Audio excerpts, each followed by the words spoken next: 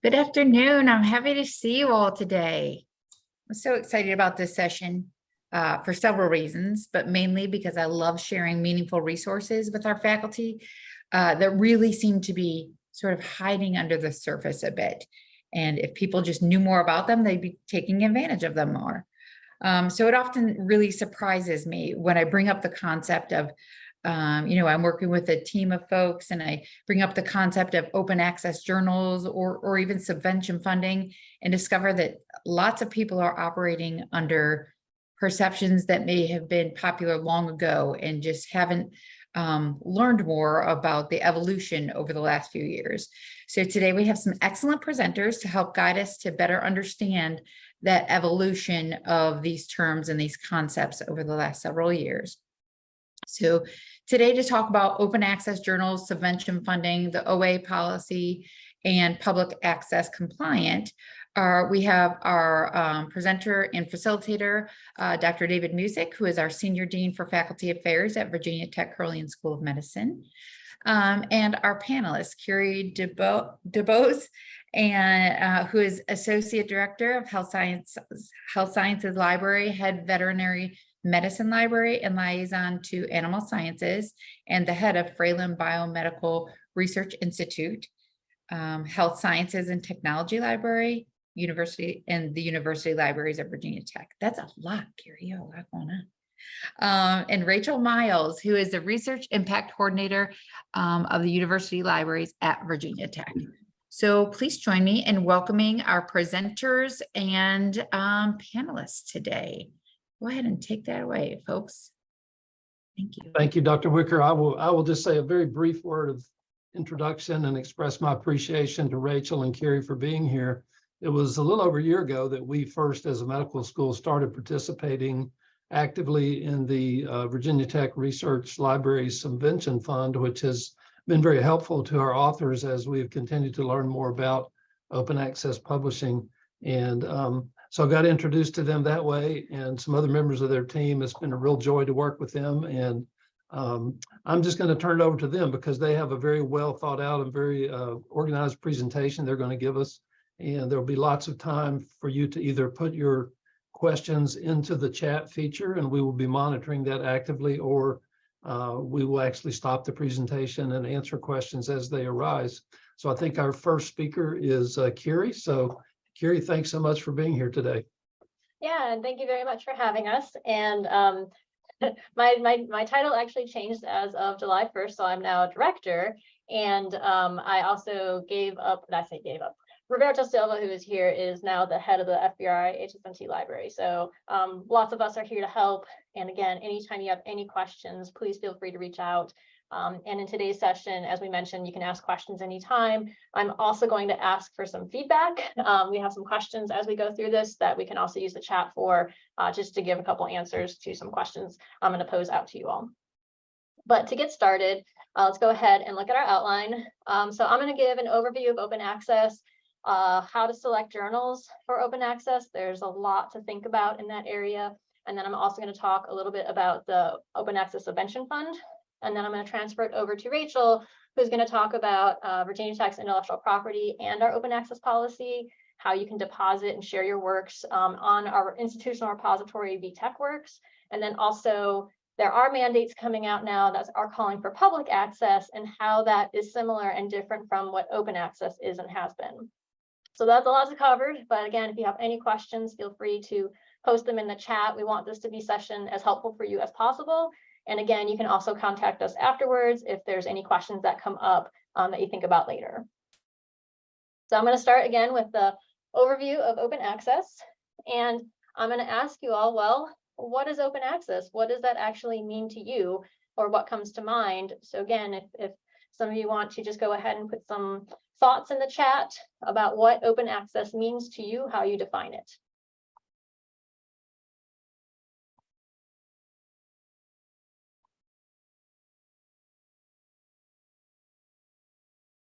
Okay, awesome. Yeah, I can download it without a subscription. It's free. You can see it anywhere, almost anywhere, on a computer anywhere, yes.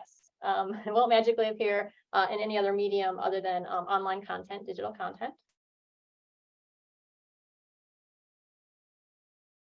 Yeah, so what you've heard in the past was those journals, you have to pay to publish articles with them. That's one of the older items, and it's still sort of true, but a little bit different. So we'll talk about that a little bit later. Okay. So there are actually a lot of definitions out there. I pulled this one from Springer. It does mention that it is freely available online to all at no cost with limited restrictions with regard to reuse.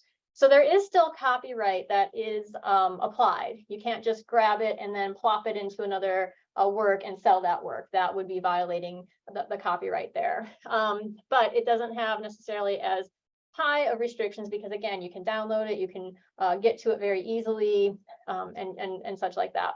Now, the idea of the unrestricted distribution has 3 components to it. So the authors, their work gets seen by more. You don't have that barrier of only those who can afford it can get to it. And so therefore the readers can then access and build about the work that you've done and then also progress science that way. And then the funders get a little bit into it too, because they can see that broader impact of where their money has gone. So they get that bit more of return on investment at that point besides what used to be the subscription model. So that's Springer's definition. The library, oops, wrong buttons. Sorry, Zoom's always in my way. Gotta move the little bar. So the library has a little bit more of a very broad definition, where it's the removal of price and permissions barriers to peer-reviewed research. And then also it can be by publishing in an open access journal, which is a way that a lot of folks do make their work openly available. Or you can deposit an article version, such as the accepted manuscript, into a repository. And that's what we're going to be talking about a little bit later in today's session. Now, I want to talk a little bit about the value and the benefits of open access. And in that regard, again, if you guys can all use the chat and tell me what you think is the value, the benefit of publishing your work in an open access format.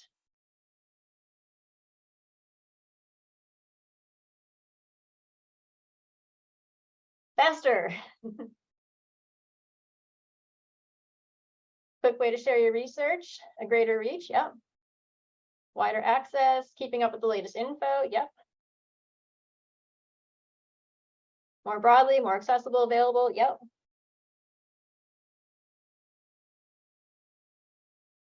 Yeah, funders know it's out there, exactly. It makes it easy for them to get to as well. Able to be more easily cited.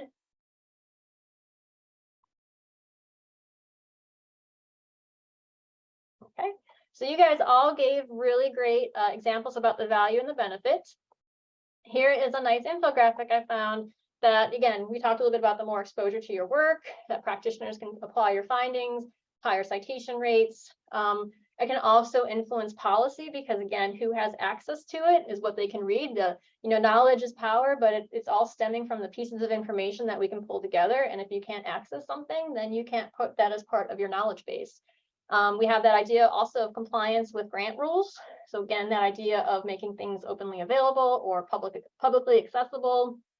Another one, when we talk about that broad reach, is that researchers in developing countries can see your work. And then also not just the funders, but the taxpayers. They can actually see where their money is going by the research that is then published. Now, while there's always a benefit, there are also challenges. So what are some challenges that folks think about or know about or have seen about open access?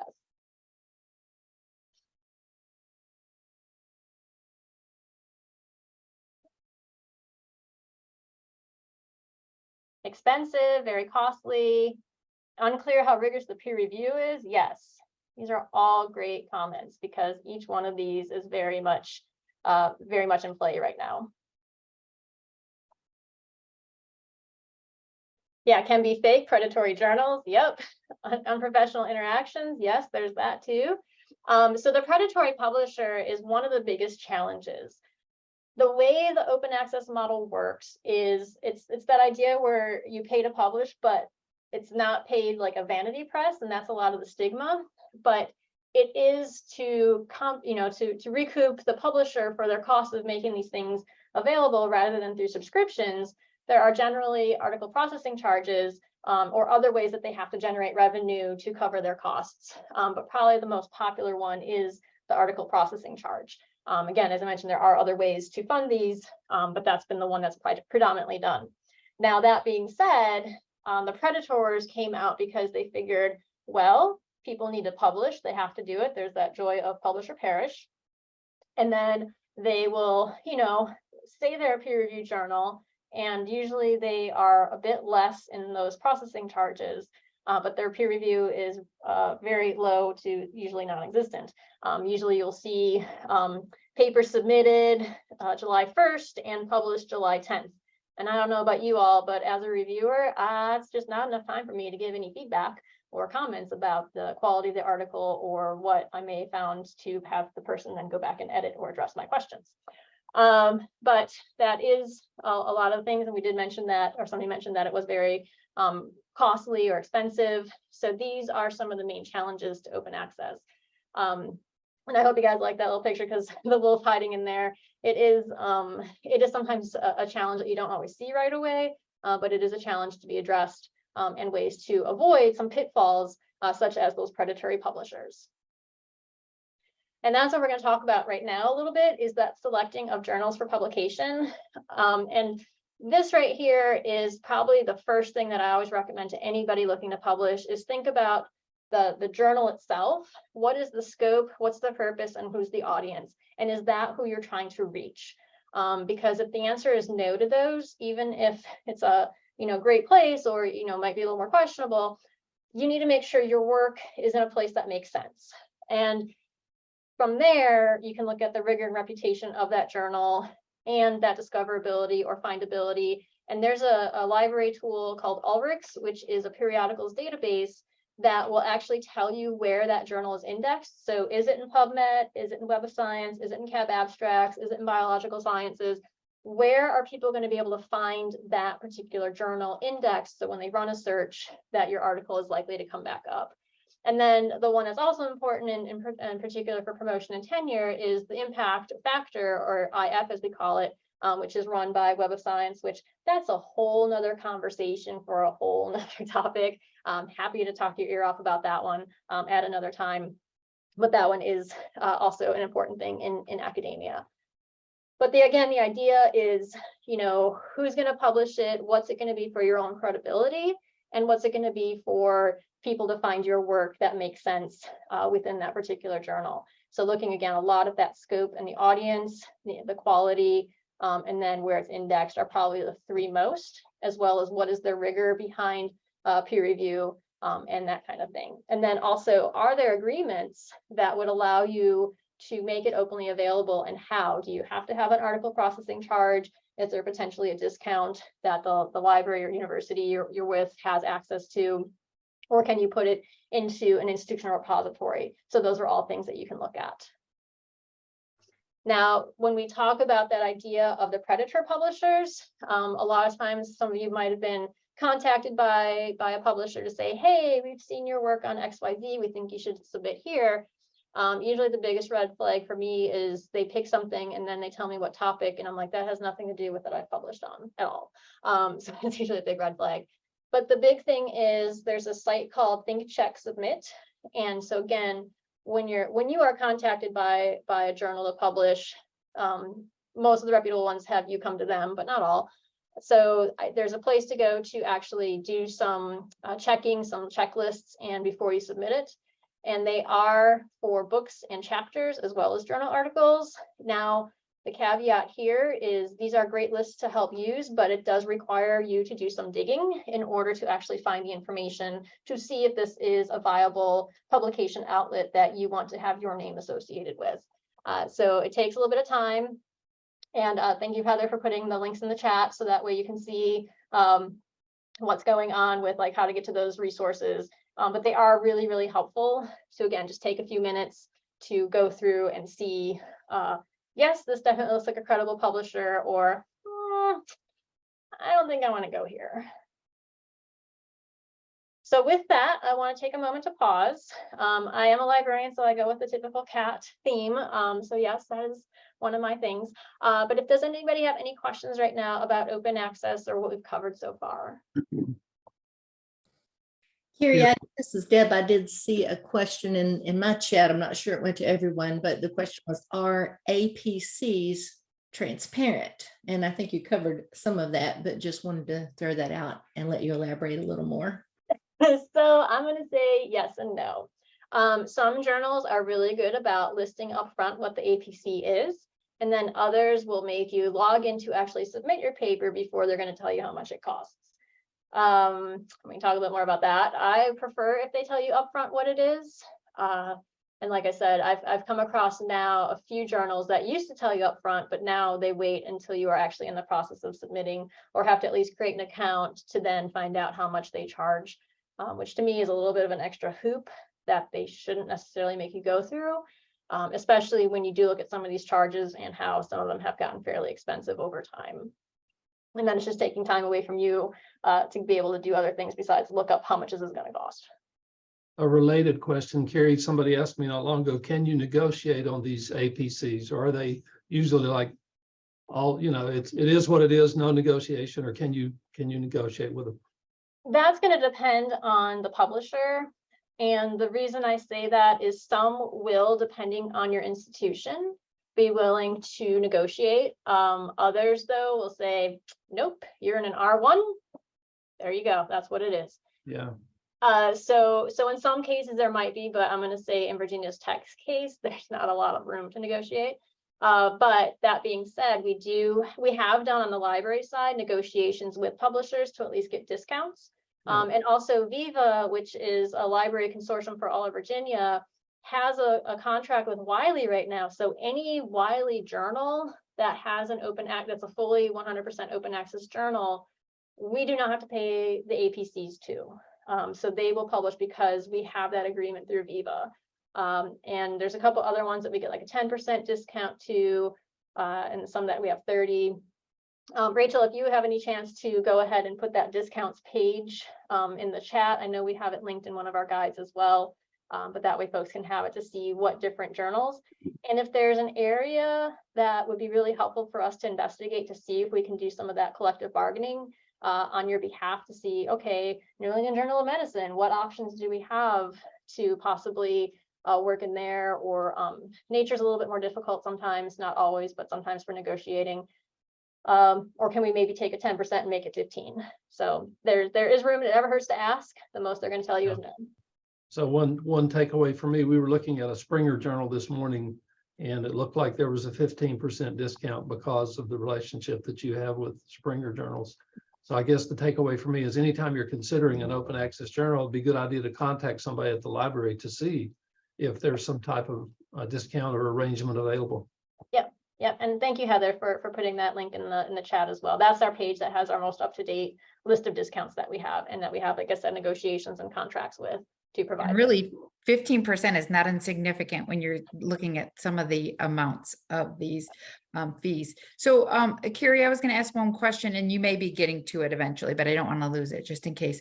So, when you're talking about hybrid journals, the journals that will either publish straight out or through open access model, can you talk a little bit about the distinguishing characteristics between that, or is that something you'll get to in a little bit? We'll get to it in just a little bit. Okay, great, thanks. Yep. Okay. I don't see any other questions in the chat.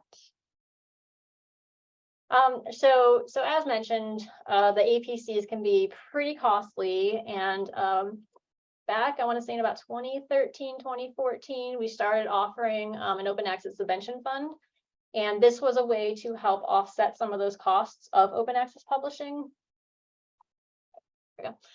And there's been some changes. So this fund grew quite a bit over the past few years, but it's become actually unsustainable for us to keep offering the same amounts as before. So this year there was, I'm just going to say, a significant reduction in the funding available.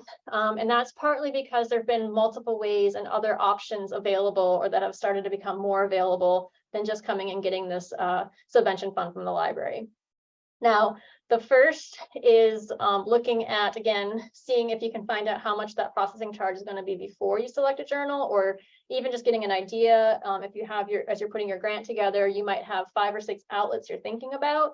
So look at their costs and their charges. Is anybody, again, through an agreement or discount we have, or are they all, anywhere from $3,000 to $5,000 per article?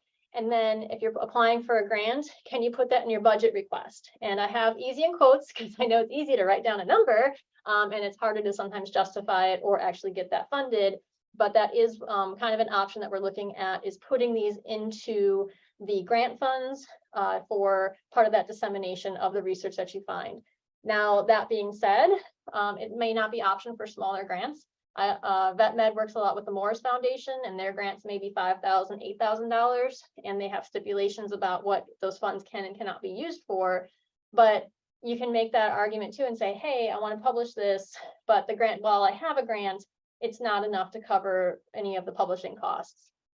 There's also ways to go to your department or within your college. So some departments currently are already allocating a certain amount of their funding to pay for article processing charges. Others sometimes have end of year money that they're willing to put that way. So that's going to be a conversation between you and your department head or your college to find out what is available and how can your research be supported and the costs for publishing be supported that way. And then if those are both coming up as not viable options, you can come to the library. But we did put a maximum of $1,500 for article processing charge. And they did this year take away the cost sharing option. I'm still trying to talk more about that with some of the folks that are higher up about the reasons behind that. And again, this page also has the discounts available. So definitely checking ahead of time, again, back up in here, where you might want to go publish and see what areas might have really, really good discounts, or at least have something to help offset those costs. Kiri, do you mind saying just a tiny bit more about the cost sharing option? What does that mean? And yeah, so previously we would cost share between departments. So the library still had caps. Back it was, I have to think, I want to say it was 2,000 per article. There's a max per author and there's a max per article. The last year it was 2,500 per 25. article. Okay, yeah. I've lost track of my histories. So if the article processing charge, let's say, was $3,000, which exceeded the cap of the library would fund up to 2,500, and then the department or some other revenue that was available would cover the last 500. But they decided this year not to do that anymore. I was not in those conversations. I have ideas, but this year it's now 1,500 total. You can't go over it, or the library is not going to be able to help with that funding. so that means that if a journal charges any more than $1,500, the library won't be any part of it. Exactly. That is the current policy. That being said, I can get you some contact information about who to talk to about those decisions, because as I told you, I have ideas about ways that could maybe be a little bit because if you had an $1,800 APC, that's still not, I mean, it's high, but it's not as high as some of these that are running 32, 35, 4,800. But it's, yeah, I have ideas. Anyways, That's very helpful. Thank you. Yeah, that being said, so that is in current play this year. That's not to say it couldn't change next year, and maybe they will if there's enough feedback to say how this is becoming challenging for departments, especially if they do have some funds but not enough to cover everything. Kiri, somebody asked not long ago, and I may have told them something incorrect. I don't know, but the question was, to use your example, the total APC was $3,000, and the library, if the journal would provide 2 separate invoices, would the library pay the $1,500 and then the department could pay the other $1,500? But it doesn't sound like that's an option.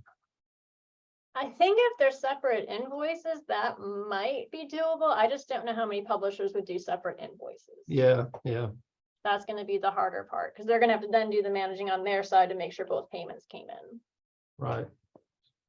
So yeah, like I said, there were some decisions made, but I think giving feedback about how some of the ramifications may not have been thought of as thoroughly, or as what would the greater impact be with some of these, there might be a way to reinstate that. But again, that's beyond my pay grade. But I can bring examples of where it might be a way to try to do some sort of level. And it might be putting more back on the department, saying if the department brought up 70% of the costs and then the rest was under that, $1,500, then the library would still, that's one of my ideas. But again, that's not part of the conversation I'm having with the dean right now, but that's something that it could be brought up from folks who are saying front lines, this is how this is impacting me. So I'm going to talk a little bit about the General Open Access Subvention Fund. This page has a link to the whole part that talks about the policies. It talks about, again, the discounts are linked off of that page. But the big thing was, again, these funds were available to underwrite those APCs that were accepted for publication in open access journals. Anybody who is currently affiliated with Virginia Tech School of Medicine and faculty who are employed by Carilion Clinic are eligible. Again, that's part of our partnerships that we have. So it's VTC, SOM, and Virginia Tech. All of us have access to this funding. Now, this is again where they put kind of in bold writing that if there was grant supporting the research upon which the article is based, the Open Access Subvention Fund was not available. But as I mentioned earlier, sometimes there's smaller grants that don't support publications of research results. So it's just a matter of you explaining that in the fund process or in the form that, yes, there is a grant, but it was, a small amount and it could barely cover the cost of like the research itself and not for the actual dissemination. Also, and this one is again, they're kind of trying to push back on the library side back to the departments about having the institute or the college that has funds to support open access publishing. So you will have to check with your affiliated units before you can apply for the fund. Again, trying to open up those lines of communication. And part of this stems from, again, as I mentioned earlier, end of year money and trying to get it spent out. Well, if you wanted to publish in September, you're not going to know until March or April if there's end of year money to capture that. So this is trying to distribute that money out a little bit earlier in the cycle. And any questions that you do have about the fund can be sent to the general email, oas-g@vt.edu. And so that way, again, any concerns you have can also be brought to that group. They're the ones that oversee this particular funding source. And then, does the medical school provide fund to support OA publishing? I will have David answer that question. The short answer is no. We have not identified a line item in our budget for that. This is relatively new for us. And so last year we worked with departments and almost all instances, it was based on the cost sharing approach that was described earlier, but that's not an option now. So not to say we could never put any in there, but I think it would be a hard sell. I think people would probably look to the departments as opposed to the school to fund this. Yeah, I would agree with that statement because the department's going to know what they've got. The school is the next level up and will know less about what's at each specific level. And also talking about our guidelines. So the question about hybrid journals. So these are the ones that publish primarily under a subscription model, but then will allow you to pay. We do not support these because it was considered double dipping. So if we subscribed to the journal and then had to pay to make the article open, we generally didn't get any discounts for that, either on the subscription side or the open access fee. And so we were then paying something that we accessed and then paying to make it available. And that just did not seem sustainable. And there's an item called Plan S, which also talks about that in greater detail. Now you can decline that OA option and then put in no embargo access to your accepted version using Virginia Tech's open access policy. So that is a way to still publish in a subscription-based journal or even a hybrid journal and not have to go through the open access processing charges, but it becomes the what I call not pretty version where you have oftentimes your lines are written out, but the content is there. The content is after the peer review process. For fully open access journals, this again is done to help with the predator publishers that they have to be one of these members. So either COPE or OASPA and comply with similar codes of conduct. And each of those has places you can search for journal titles to see if the journal you're looking at is in one or more of those areas. And then also if they're registered with an open access directory, such as the Directory of Open Access Journals or what's called Sherpa Romeo. They're two different systems, but there are a lot of overlap between the two. And again, we mentioned this, $1,500 per article, and the invoices have to be paid in full. There's no cost sharing, but again, the idea of splitting the invoices, that's something that I haven't seen how they're going to address, so that might be possible. But also some of these rationales for the changes. So this was an example of a journal article that traditionally this would have been a subscription by year, say $32.25. It's a moderately priced subscription journal. Let's say 250 libraries subscribe to it, and that would give the publisher about $806,000 and change revenue for that year. Under the open access business model, what we're seeing is those subscription fees are now becoming article processing charges. And we've seen one journal in particular that's actually, I took this example from, last year had 2,113 articles published, which gave that journal, one journal of their 213 journals that they publish, $6.8 million. So you can see how that quickly becomes unsustainable, and how much more they're making from a yearly subscription to doing this OA with how many articles they're publishing now. Also looking at the cost, so this is a statistic that Rachel had pulled up from the Open APC initiative. It is priced in euros. We were trying to figure out, because the costs actually tend to go up, so why between 2018 and 2019 it dropped, and all I can think of is that more open access journals came in, and usually when there's a new OA journal, the price to publish is less to incentivize folks to publish there, and then it goes up after that.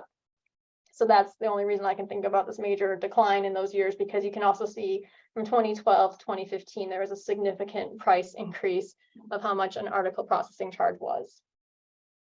When we look at the hybrid journals, this is again here's your completely open access journal costs, and then here's what it was costing to go into a hybrid journal, which again, they're getting subscription fees on top of article processing charges to make random articles available free or openly available at open access. And that's where why we do not support hybrid journals as part of the open access subvention fund, because even between the two, they're still getting quite a big scale up in terms of how much they're charging per article. So again, approved requests must be under 1,500, and authors are limited to 3,000 per year. If you have multiple authors, that cap will be prorated. So again, if there were 1,500 per article and there were 3 Virginia Tech articles, each author would only have 500 applied to their particular yearly cap. So that's just something to be aware of as well. And again, the Provost Office has been the group that has supported us in having the Open Access Subvention Fund. And they've really been the one driving the changes in reducing the amounts that are available to reduce commercial side of OA infrastructure, which, as I showed you before, $800,000 a year to $6.8 million a year for one journal. And then also one of the big things that's happened in the past 2 years, and primarily, is there's other means to make your work openly available. We started a policy in 2021 that anything that is published as of July 1st of that year is going to be, you have the option to make it openly available through an institutional repository. And then also, this is another graphic that kind of shows the articles with APCs versus no APCs. So this is the big 9, we like to call those the big 9 publishers, where again, very little of their stuff was published with no fee, and then quite a substantial amount had fees. But if you look at all open access, you can see that there's actually quite a few options available where there is no fee to support that particular type of publishing model. This could be through memberships, it could be through like university presses. Yes, there's still money coming in to support that, but it's a different way that the revenue is applied versus charging authors to help support how they make their money or how they support their services. And probably a big takeaway from this source down here, this Walter Crawford self-published book. While nearly 69% of active open access journals are no fee, most of the articles, 65%, are actually published in the fee charging journals. And that goes back to the big 9, right? People recognize the publishers, Elsevier, Wiley, Springer, those groups, Taylor and Francis. So name recognition is one of the reasons why, and then smaller societies are over here, but they're not as well known necessarily across fields.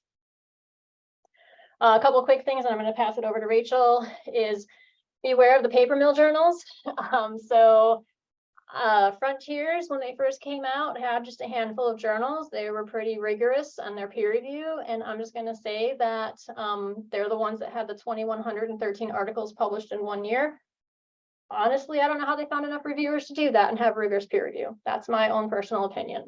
MDPI is another one that generates a lot of papers. Now they are still members of COPE and OSAPA, but again, sometimes their scholarship is pretty fast, maybe not within 2 weeks, but you know, the peer review process used to take you know, a couple weeks, a couple months, sometimes years. And sometimes when I look at their stuff, it seems to be coming up fairly quickly. And I'm not sure how authors have had time to actually implement the information from the peer reviewers that they've had.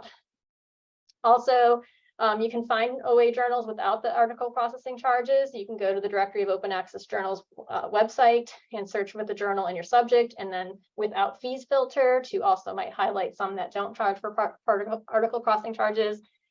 Now, you can't sort by the amount, but you can at least browse and find the information. And then there's a page on further reading. So if this has stimulated your curiosity to learn more, we have a number of links to other resources that will also be shared as part of these slides at the end. And with that, Rachel, I'm going to go ahead and stop my share, and I will let you take over.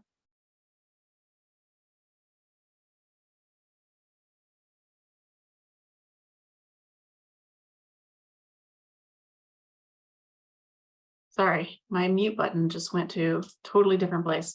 Hi, everybody. Okay, let me get this slideshow in slideshow mode. Everybody can see it, right? We're good? Okay. All right, so first I want to talk about the intellectual property policy, and the open access policy is actually a part of Virginia Tech's IP policy. So it was integrated into the IP policy 2 years ago, July 21st, or it was approved March 22nd, but I think it actually became a part of the policy in July. So it was because of the fiscal year. So what it says is that you can provide a no-cost embargo-free open access for the accepted version of your scholarly article. So this is the exact text on the right from the policy, and you can go to the link here. And if you all want to, we have Heather's providing a lot of the links there in the chat. Basically, what you're doing legally is you're providing a non-exclusive license to the university to your scholarly article, but it's the accepted version. So you have to actually be the one to do that. We cannot do that on your behalf because we don't have the accepted version. The accepted version is the one that's gone through peer review, and it's gone through the additional changes after peer review, but it hasn't gone through that final editorial typesetting and formatting and branding that the journal puts on it. So it kind of just looks like a Word document, PDF, you know, it might have the author's names on it. And a lot of times if the publisher send it back to you, it'll have many of the lines and they'll be numbered.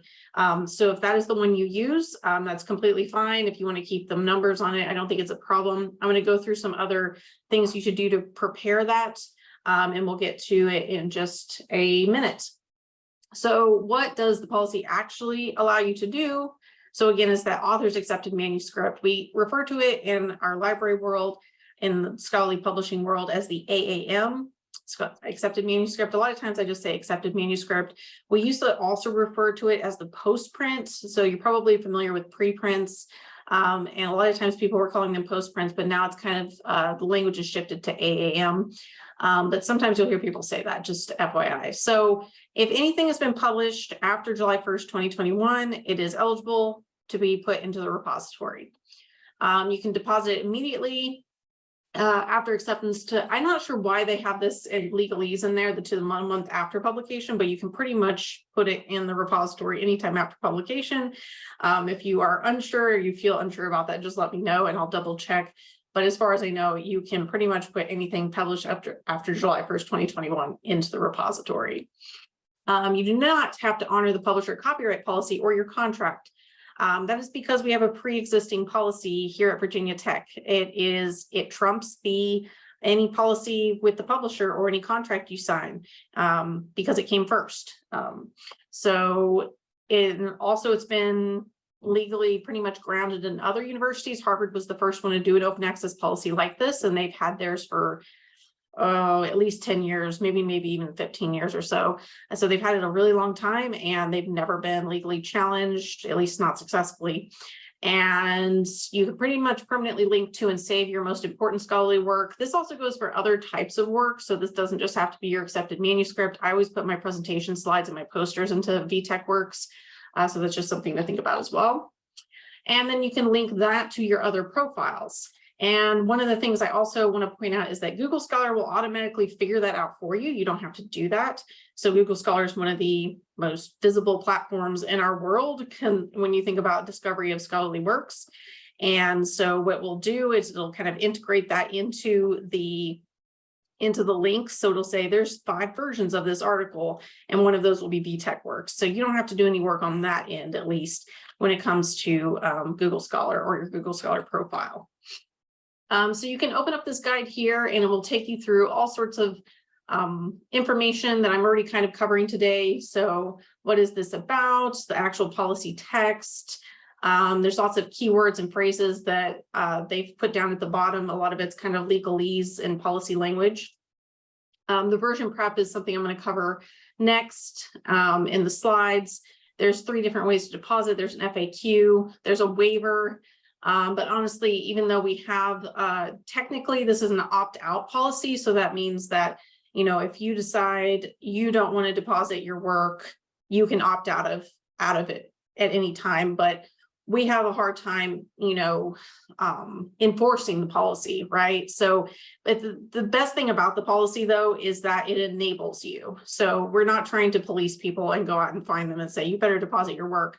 Some universities do that. And I'm not saying that's a bad approach, but it's a very difficult approach a lot of times, especially since people have a hard time finding their accepted manuscript, getting into a version that they feel comfortable with. And so a lot of times it's just the time-consuming part that is a struggle for a lot of people. So I do want to talk about the how-tos of this before we get into the next part about public access. So VTech Works, and I want to ask if there's any questions about the policy before I move on to VTech Works.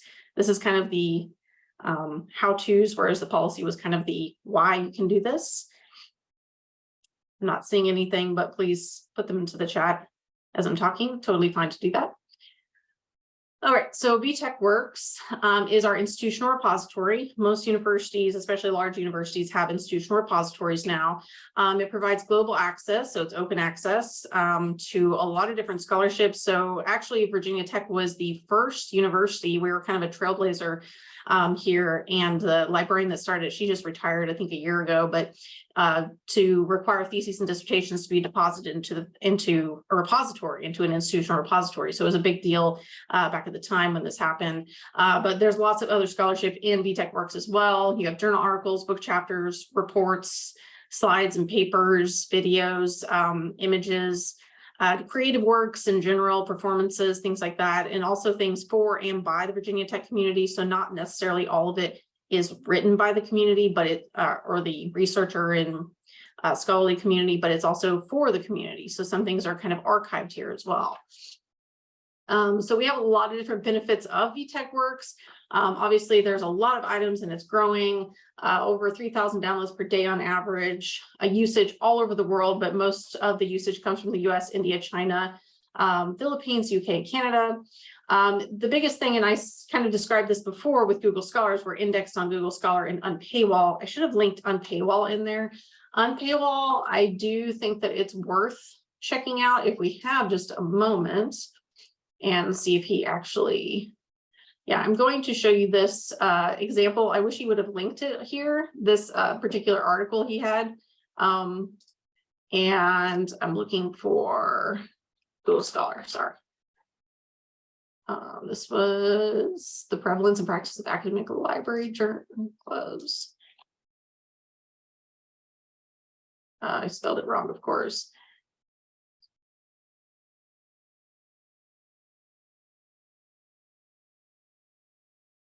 Should come up though. So as I was saying before, there's these versions listed.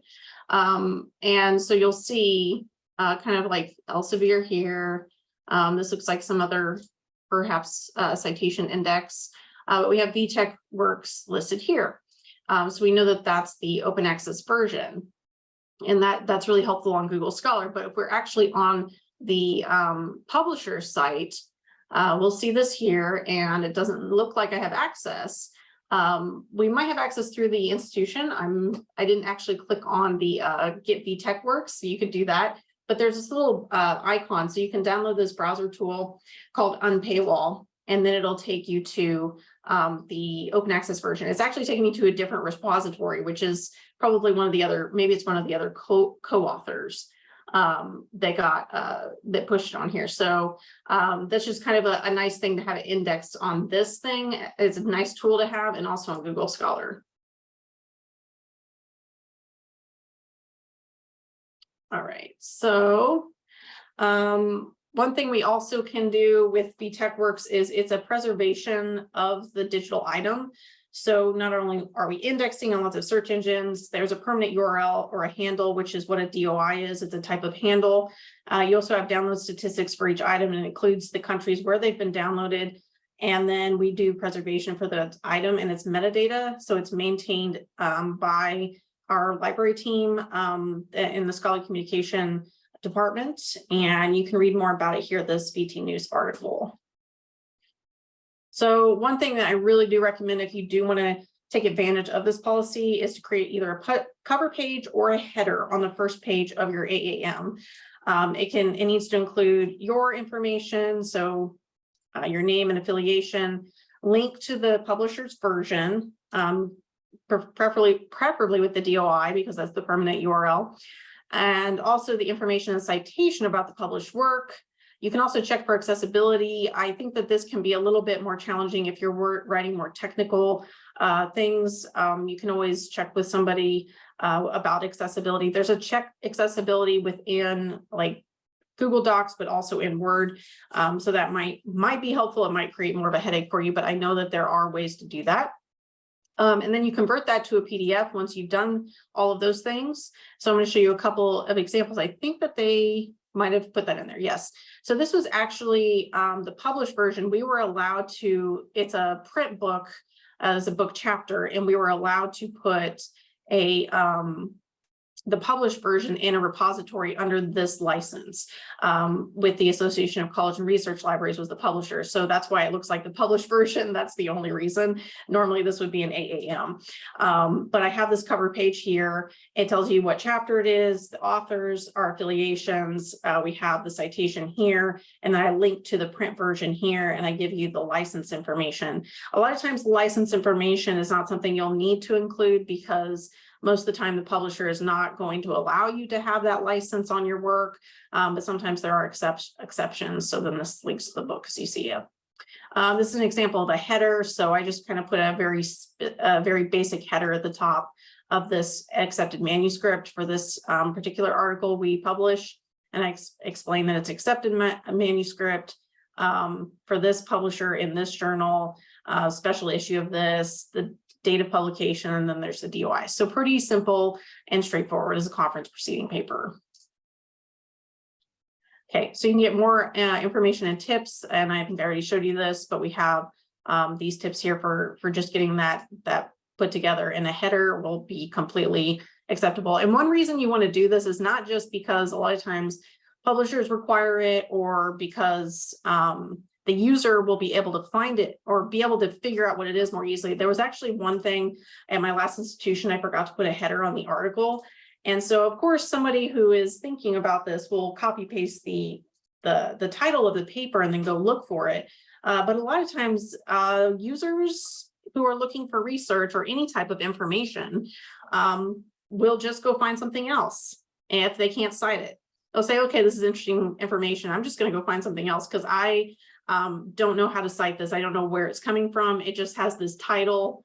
And there was actually a poster I'm going to have to update as well. The PDF does not have the title of the conference on it. And that was my mistake. And it's just something I need to go back and do. And this helps with the user, and it helps with your citation advantage as well. So there is a citation advantage with making your work open access. not just with publishing. Publishing actually has a much lower citation advantage overall on average than when you are putting it into a repository. So it's kind of that author open access versus the publisher open access. And there's a huge citation advantage. We're not really sure why. As librarians, we narcissistically believe that it's because we're so great at doing all the metadata on the back end and it makes it more discoverable. I'm not really sure if that's the reason or not, but we do know that there is an advantage with it.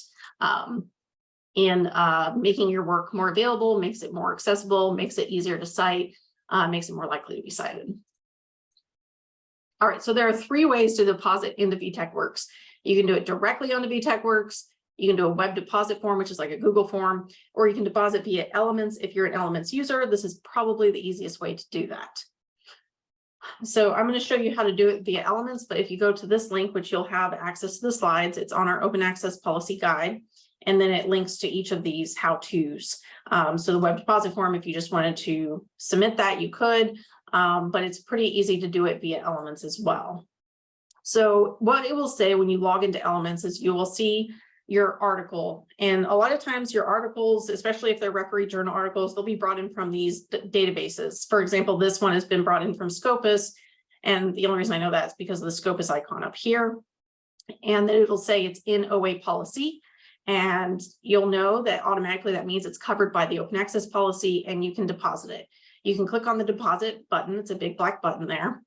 And then from there, you will get a pop-up box and you have to click the deposit button again. So just kind of follow the prompts.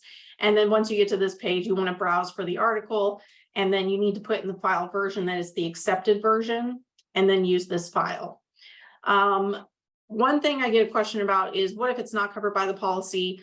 Our system, the Element system, does not automatically denote book chapters as being covered by the policy, but scholarly articles does follow under that kind of legal jargon of being a scholarly article. It's a book chapter, not full book, not a full book. So keep that in mind. But a book chapter should be covered by the policy. But it's not going to give you that automatic in OA policy on Elements. So just keep that in mind. If you have a book chapter and you want to deposit it, it should be fine under the policy. And if it's published before July 1st, 2021, you can retroactively go back and deposit your works. So I want to talk about that for a minute in case anybody's, wanting to do like a spring cleaning slash summer project where they want to deposit their older manuscripts. Usually you just have to go on the condition of an embargo period. And so if it's published before that date, your copyright contract is the best place to look. But if you cannot find that, you can go to the publisher policy database, which is Sherpa Romeo that Kiri mentioned before. And so Sherpa Romeo links to, they tell you kind of an overview of the policy. They give bullet point items, and then it also links to the full policy. But if you're ever confused about policies, you can always email us. I'm an expert in those policies and I can help you out with it if you need it. So this database is also integrated into Elements, so you don't necessarily have to get on that database to look things up. So this is what it'll look like. Normally, this institutional advice is kind of like the default thing. And if it says it's not covered by the policy, then you can click on the Sherpa Romeo advice here. And then you can click on the accepted tab. And then it'll tell you option 1, and it'll have some things listed. It says only on the author's homepage or a named repository. I forget what named repository means. Kiri, do you remember what that means? I think that's something like what VTechWorks will be because it is a named, or if it was stipulated in the contract. If it's stipulated in the contract. I think that's what it means because the other one, option 2, is an institutional repository. I think this is an Elsevier article because there's actually a loophole to this one where you can put it on your personal website and there's no embargo. Then you can put this license on it, and that license actually enables us at Virginia Tech, because it has a CC BY NC ND license. It just says you can use it without changing it, without making any, with a non-commercial way to put it on the repository. So there's this little Elsevier loophole I've seen somebody give a presentation on before, where you could take it off of the personal website and then put it on the institutional repository. So they do actually say that you have to put this license on it with the accepted version. It's a 24-month embargo, but again, if you wanted to go through the loophole with this particular one, you could. You just have to put it up somewhere on on a personal website, and then we can take it from there. So yeah, that just kind of gives you an overview of everything I just talked about. So sorry if that's repetitive, but I really just wanted to emphasize that you can go back and put these things in the repository if you wanted to kind of go and find these works in your files. Also, publishers are required, they have policies where they have to keep the versions of the manuscript for a certain period of time. So there's also something, and I didn't put this in my slides, I apologize for that, but it's called Find, I think it's like Find to AAM. I'll have to find it and I'll get the link to you, and I'll add another slide on here, but you can go through and there's like a link within the document to every single publisher, big publisher that is, and it says how to find your versions of your manuscript on their publisher page. And that usually works, and sometimes people do have issues with it, and you can always email the publisher and see if you can get the accepted manuscript if you can't find it yourself and you really want to make it open access, especially if it's like an important work of yours that you want to be more visible out there.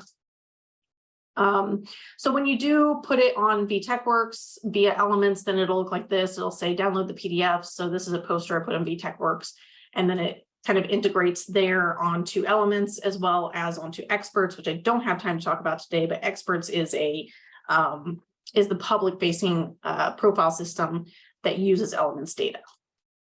All right, so really quick, we have about 4 minutes left, and I want to talk about public access. And most of you have probably heard about this, or at least heard whispers of it. Last year, there was a new memo called the 2022 Nelson Memo that came out from the White House, saying that all articles resulting from U.S. federally funded research need to be made freely, publicly accessible by default in an agency-designated repository without any embargo or delay after publication. So really important here that we're talking about repositories rather than publishing, so it is not required to become open access publishing. You can do that if you want, and we're going to talk about the workflow for that. So really big, not a huge distinguishing thing here, but when we talk about public access, it's more of a result of a requirement or a mandate. It has to do a lot of times with federal agencies and benefiting the public as a whole. Whereas open access is typically by a choice of the authors, either by going through an open access venue like a publisher or putting it in a repository, sometimes both. And usually an open license is also applied, which enables more reuse of that item and reproducibility. Let's see, I'm going to skip this video for now because I just kind of explained everything, but please go and watch it. We had our team here make a really good video about public access. So basically this is requiring all federal agencies to comply with this memo. It was initially just the NIH and SF mainly. Those were the two big ones. It basically was saying $100 million or more of revenue that they were managing, and I think those were the two ones that qualified. Might have been another one, and it eliminates that 12-month embargo period, which was what NIH and NSF had. It requires the data to be made open access as well in machine readable formats, and the agencies have until December 31st, 2024 to implement, to get their policies implemented with an effective date of no later than 1 year after the publication of their agency plan. Some of them have to get that done sooner. So if they're subject to the older memo from the Holdren memo, then they have to do that sooner. So they might, a lot of times, I would say NIH and NSF are going to have their policies go into effect much sooner. So there's some further reading here, especially regarding the White House. There's a fact sheet. You can read the full Nelson memo, and there's agency updates listed on the SPARC, the Scholarly Publishing, and Scholarly, gosh, what is SPARC? I'm always forgetting the actual acronym meaning. Scholarly Publishing and Research Coalition. I think that's what it's called.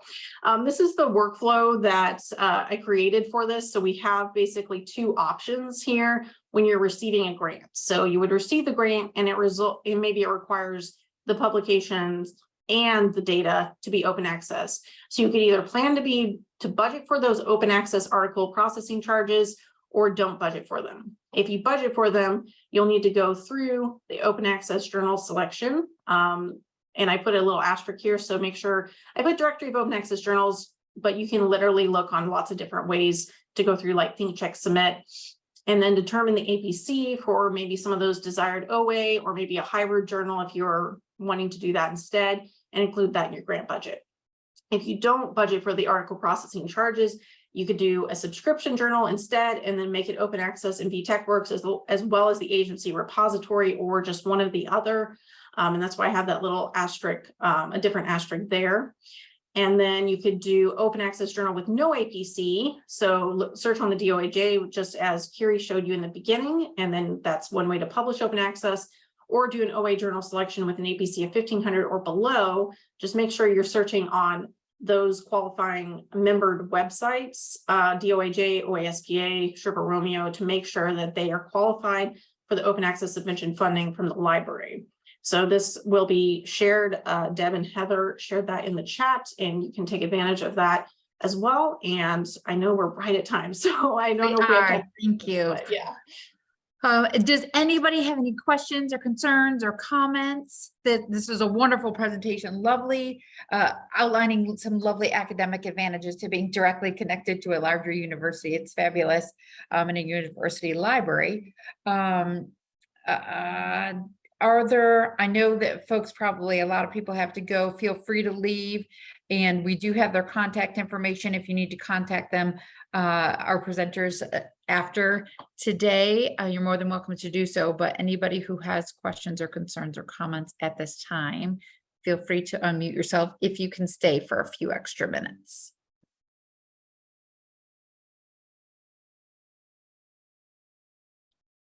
Just might want to mention this will be the slides in the presentation will be posted online, right? Yes, absolutely. We'll have them all on the Teach website within 1 week. I'm not sure about the chat, which Heather did a great job of putting all the links in the chat, but along with the videotaped presentation, there's also the separate PowerPoint that will be posted as well. I know it's a separate click, but all of the links will be active in there as well. I'd like to thank Rachel and Kiri for both doing such a fantastic job with this presentation. I'd also like to impose upon them for a future presentation about research metrics. Maybe we could come back and have you talk about that sometime. That's a whole different can of worms that we're also hearing a lot about these days. So. It is. About that. Wonderful. Thank you all so much for your interaction today, and please stay tuned for our upcoming sessions. Otherwise, thank you so much to the presenters, and I hope you all have a wonderful rest of the day. Take care.